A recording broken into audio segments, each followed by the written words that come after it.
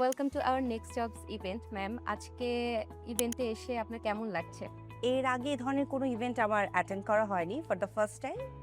Two be very honest, it was good. Ma'am, যদি আপনার successful career journey বা experience সম্পর্কে আমাদের কিছু শেয়ার করতেন। ক্যারিয়ারে সাকসেসফুল কিনা সেটা এই মুহূর্তে বলা যাবে না, কারণ career actually itself is a journey. I do believe that.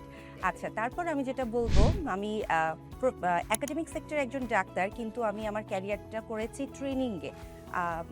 I actually enjoy it very much. So ma'am, in your opinion, next jobs বাংলাদেশের আনএমপ্লয়মেন্টে কি কি সিগনিফিকেন্স রাখতে পারে বা কি ভূমিকা থাকতে পারে নেক্সট জবসের? এই ধরনের উদ্যোগ আরও নেওয়া উচিত এবং নেক্সট জবকে আমি অবশ্যই এই জন্য সাধুবাদ জানাই। এখানে তাদের করার মতো অনেক কিছুই আছে। বিশেষ করে বাংলাদেশে যেটা সমস্যা আমার মনে হয়, মানুষ নিজের ক্যাপাবিলিটিটা বুঝতে পারে না যে সে কোন কাজের জন্য যোগ্য। তো নেক্সট জব যদি যোগ্য ব্যক্তিকে যোগ্য জায়গায় স্ট্যাবলিশড করতে পারে, এটা তাদের জন্য সবচেয়ে বড় সাকসেস হবে বলে আমি মনে করি। Thank you.